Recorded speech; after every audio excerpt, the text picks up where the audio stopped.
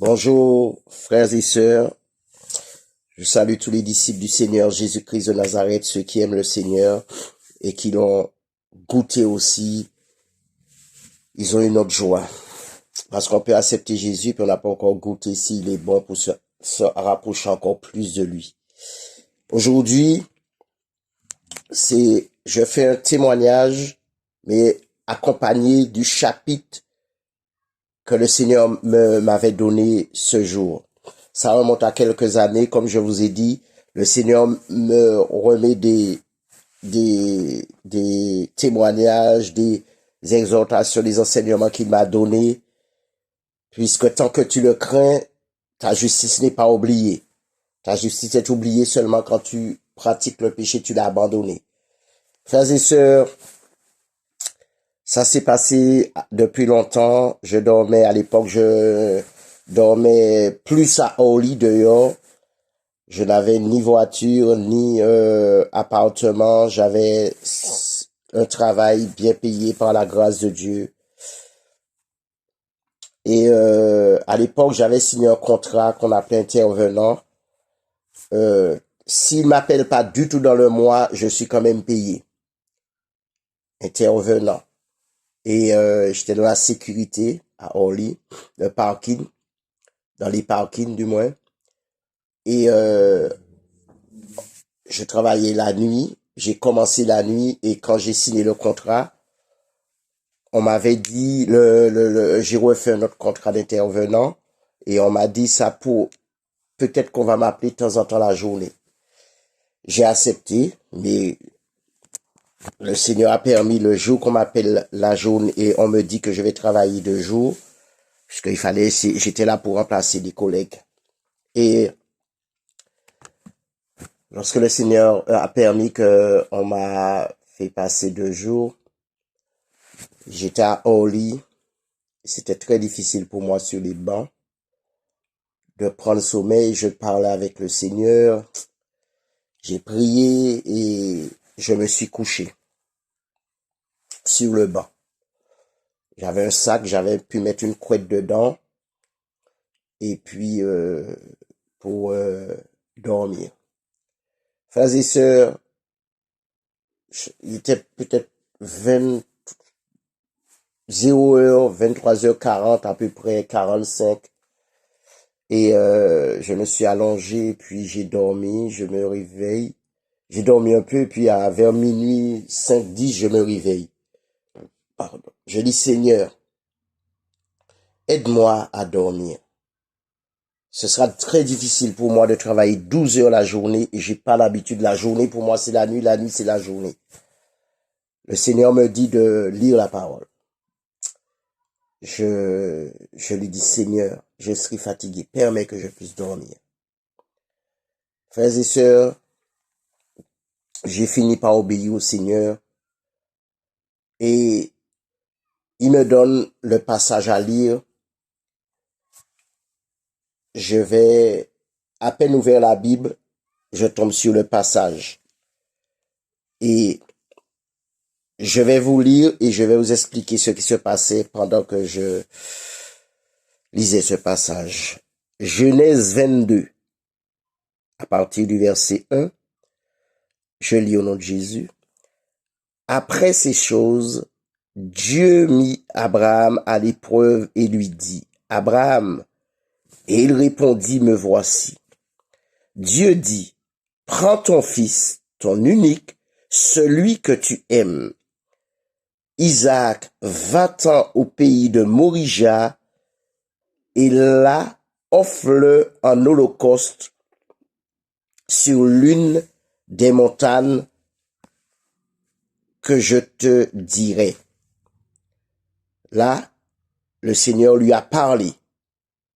Et je note pas trop dans les détails puisque ce sera non seulement long, mais bref, pour expliquer, puisque nos frères et sœurs connaissent déjà ce passage, le Seigneur l'a mis en l'épreuve pour donner tout ce qu'il aime le plus, son fils, son unique, celui qu'il aime, parce que Abraham l'a eu dans la vieillesse. Il a obéi à sa femme, il y a Ismaël, Et nous avons vu les souffrances de cette femme, Agar, et il est parti dans un autre pays, et nous savons ce qui s'est passé. Mais le Seigneur, il est fidèle à sa parole, il n'a pas été volontairement vers une femme. La Bible ne disait pas que lui, il trompait sa femme, ni il avait plusieurs. Amen. Verset 3. Abraham se leva de bon matin, sella son âne et prit avec lui 2 serviteurs et son fils Isaac. Il fendit du bois pour l'holocauste et partit pour aller au lieu que Dieu lui avait dit. Lorsque Dieu te dit d'aller quelque part, tu obéis. Verset 4. Le 3e jour, Abraham leva les yeux, vit le lieu de loin. Et Abraham dit à ses serviteurs, restez ici avec l'âne. Restez ici avec l'âne. Wow. Restez ici avec l'âne. Moi et le jeune homme, nous irons jusque là pour adorer et nous reviendrons auprès de vous. Abraham prit le bois pour l'holocauste et le chargea sur son fils Isaac et porta dans sa main le feu et le couteau, et ils marchèrent tous deux ensemble. Alors Isaac, parlant à Abraham son fils, Alors Isaac parla à Abraham son père, dit, mon père, et il répondit, me voici mon fils. Isaac reprit, voici le feu et le bois, mais où est l'agneau pour l'holocauste? Wow. Abraham répondit, mon fils, Dieu se pourvoira lui-même de l'agneau pour l'holocauste, et ils marchèrent tous deux ensemble. Lorsqu'ils furent arrivés au lieu où Dieu lui avait dit Abraham, je reprends le verset 9, lorsqu'ils furent arrivés au lieu que Dieu lui avait dit, Abraham y éleva un autel et rangea le bois. Il lia son fils Isaac et le mit sur l'autel par-dessus le bois. Puis Abraham étendit la main et prit le couteau pour égorger son fils.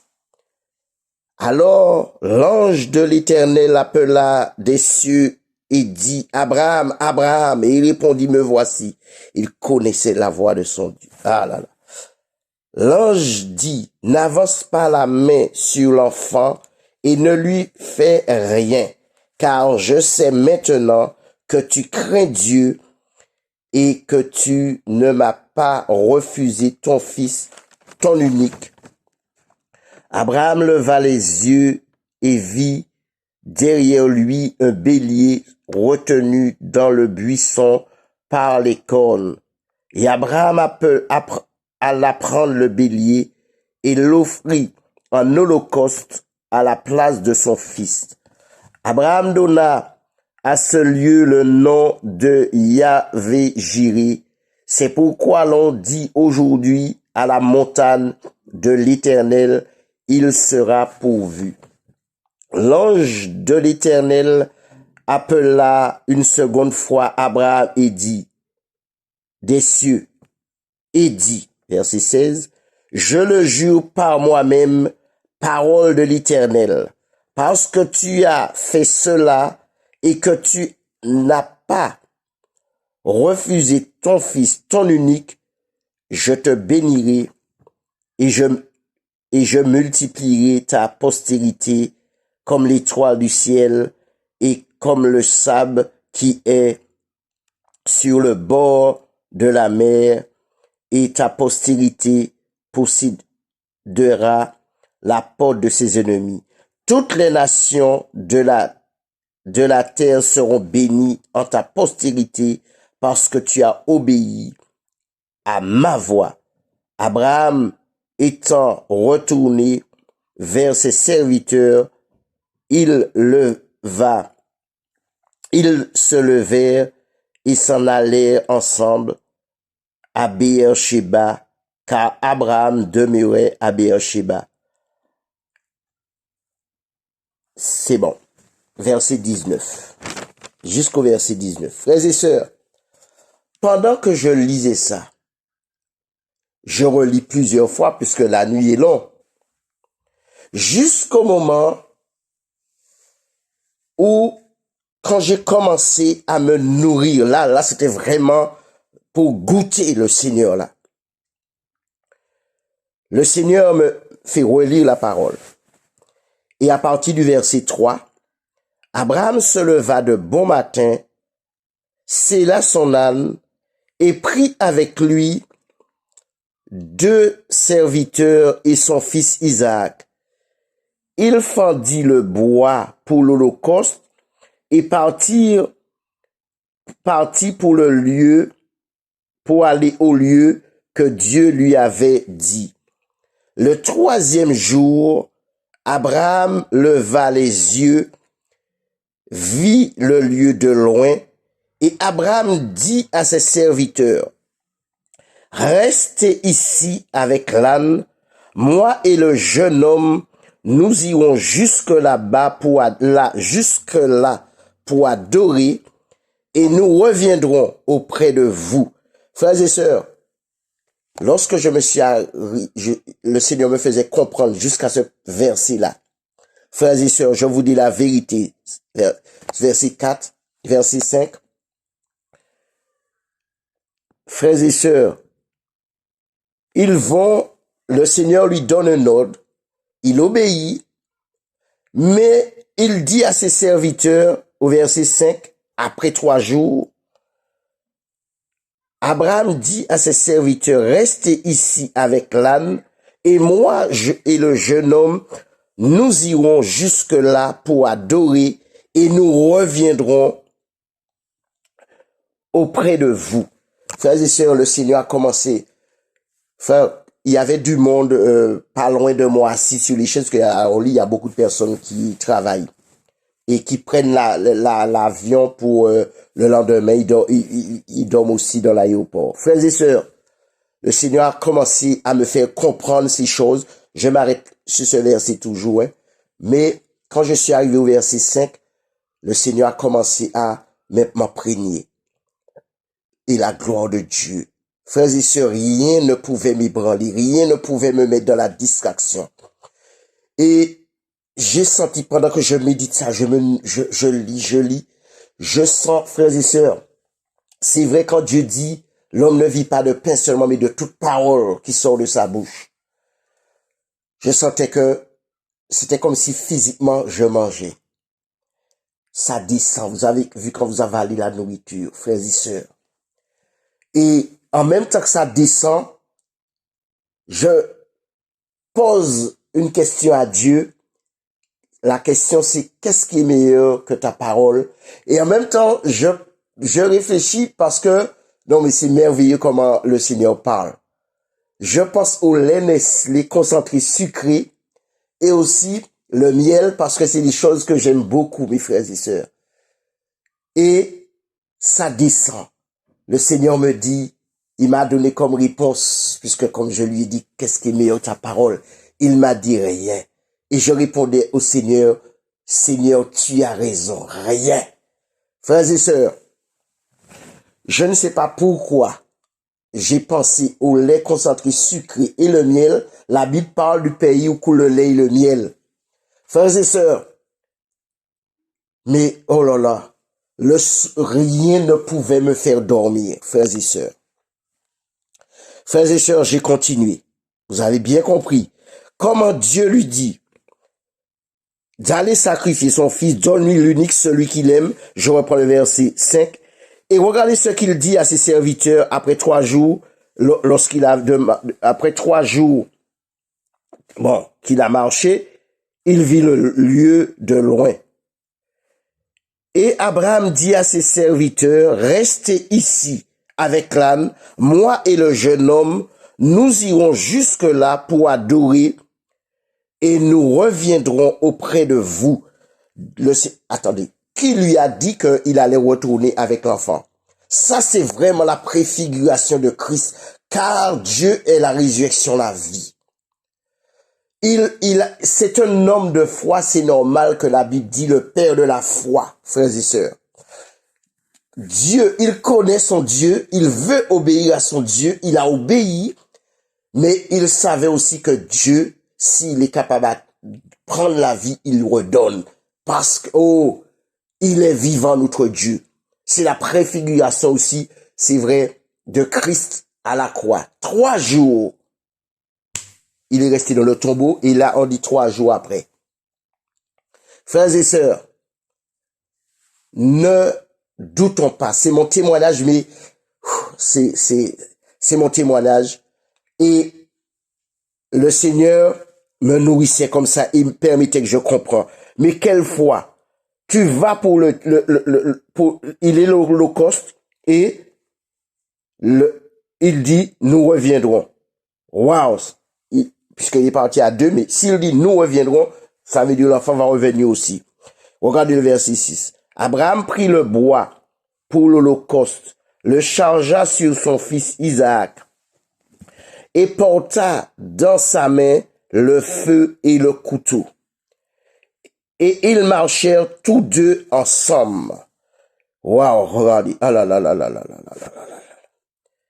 Il charge le bois sur Isaac et nous savons que Jésus a porté le bois, la croix. Et qu'est-ce qu'il y avait dans sa main?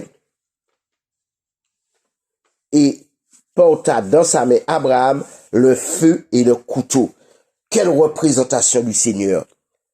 Le feu symbolise un symbole du jugement et de purification, mais aussi la présence de Dieu, la force divine, frères et sœurs, le feu. Waouh! Faire le feu. Waouh, waouh, waouh, waouh, waouh, waouh, waouh, waouh, waouh, waouh. En grec, photia. Et le bois, c'est ce qu'Abraham portait. En grec, c'est photia, le feu.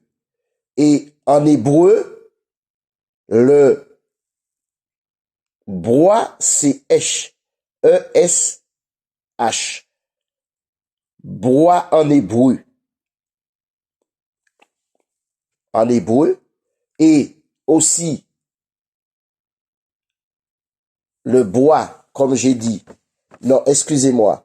Le bois en hébreu, kafik. K-A-P-H-I-Y-C. Frères et sœurs, à l'époque, je n'avais pas. Ils ne me l'avaient pas donné. En grec, ni en grec, ni en hébreu. Mais comme il y a des frères qui parlent maintenant, qui s'expriment, ils aiment ces deux langues-là, ils aiment chercher ce que ça veut dire en hébreu et en grec. C'est pour cela que je l'ai pris. Mais à l'époque, ils ne me l'avaient pas donné. Frères et sœurs, et je continue. Et ils marchèrent tous deux ensemble. Alors Isaac parla à Abraham, son père, et dit, mon père. Et il répondit, me voici, mon fils. Isaac reprit, voici le feu et le bois, mais où est l'agneau? Là, je le mets sur audio, mais imaginez ce que je vivais au moment. Hein? Lui, il dit, mais où est il y a le bois, il y a le feu, mais où est l'agneau? Verset 8. Pour l'Holocauste, Abraham répondit, mon fils, Dieu se pourvoira lui-même de l'agneau pour l'Holocauste, et ils marchèrent tous deux ensemble. Frères et sœurs, l'agneau, il n'y a que Jean qui pouvait dire, voici l'agneau de Dieu qui ôte le péché du monde, parce qu'à cette époque-là, il fallait l'agneau de Dieu, Jésus-Christ de Nazareth. Frères et sœurs, comme je vous ai dit, là, je donne l'exhortation en même temps, mais imaginez ce que je vivais. Verset 9. Lorsqu'ils furent arrivés au lieu que Dieu lui avait dit, Abraham y éleva un autel et rangea le bois, il y a son fils Isaac et le mit sur l'autel au-dessus. Jésus était où? Sur le bois, non? Par-dessus le bois.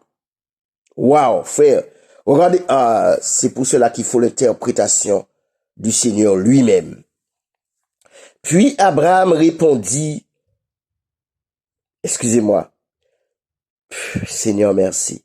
Verset 10. Puis Abraham étendit la main et prit le couteau pour égorger son fils. Alors l'ange de l'Éternel l'appela des cieux et dit, Abraham, Abraham, et il répondit, me voici. L'ange dit, n'avance pas ta main sur l'enfant et ne lui fais rien, car je sais maintenant que tu crains Dieu et que tu ne m'as pas refusé ton fils, ton unique. Frères et sœurs, il venait de sortir dans une épreuve, hein. Frères et sœurs, oh, même dans l'épreuve, n'abandonne pas. Tu ne vois rien, mais il y a quelque chose qui arrive. Frères et sœurs, c'est vrai, je parle que ça, mais en fait, quand je vous donne ce que je vivais par rapport à ce passage, mais je vous dis, waouh, la nuit là, waouh, le Seigneur est bon. Préfiguration de Christ. Jésus est venu pour mourir sur le bois et c'est Dieu lui-même qui l'a envoyé. Frères et sœurs, méditons encore cette parole parce que j'ai pas de mots. Le lire dans mon cœur pour moi, c'est autre chose. Son fils unique. Et Jésus est le fils unique.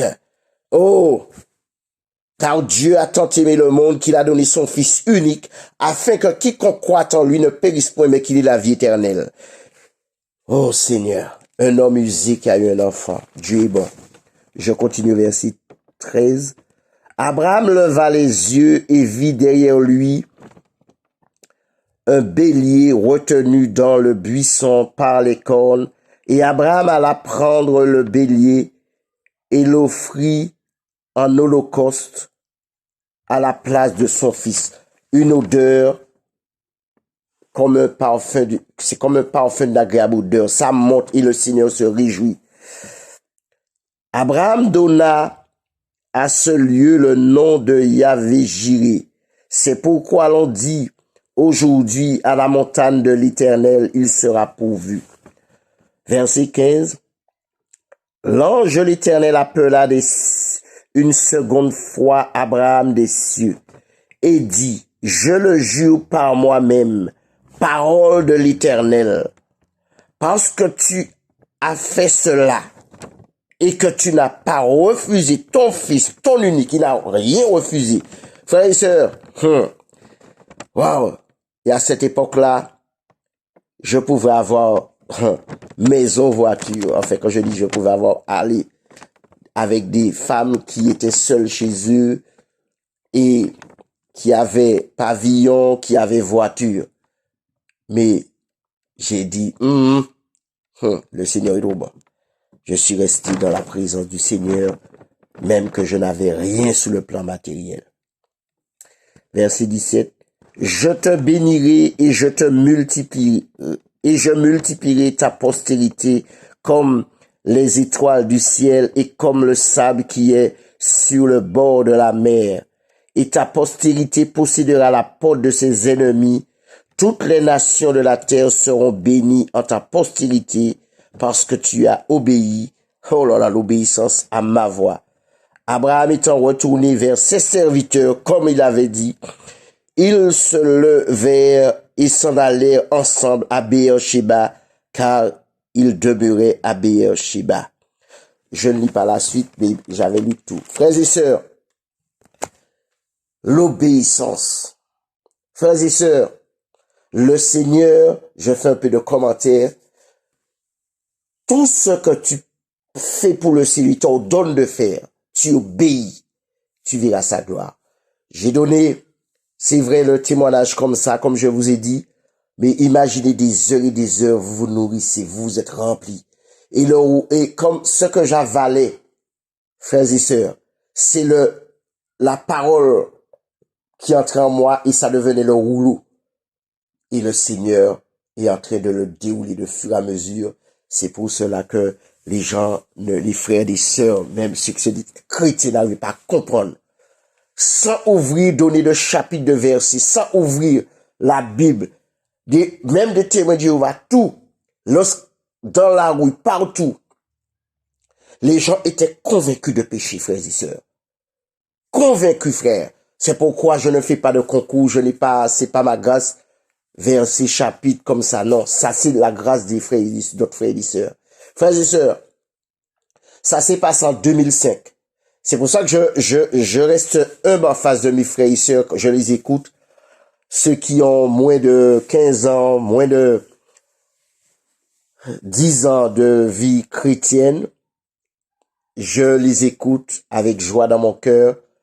Mais il y a en fait, pour montrer que Dieu, ce qu'il te donne, même si tu as 10 ans, à 60 ans, tu vas entendre des jeunes frères, des jeunes sœurs qui vont dire les mêmes choses que tu faisais. C'est pour cela que je ne me glorifie pas, mais c'est les frères et sœurs, à force de me poser des questions, et j'ai fait le rapprochement quand j'ai entendu les gens parler de Jésus en 2000, et jusqu'à cette époque, je parle de Jésus là, oui, ça fait 23 ans. Mais ce n'est pas pour me glorifier, ni pour vous démontrer que non, il y a des frères qui sont jeunes, qui ont à plus de 23 ans, je le crois, parce que le Seigneur sait à quel âge qu'il va m'enlever, puisque j'ai vieilli.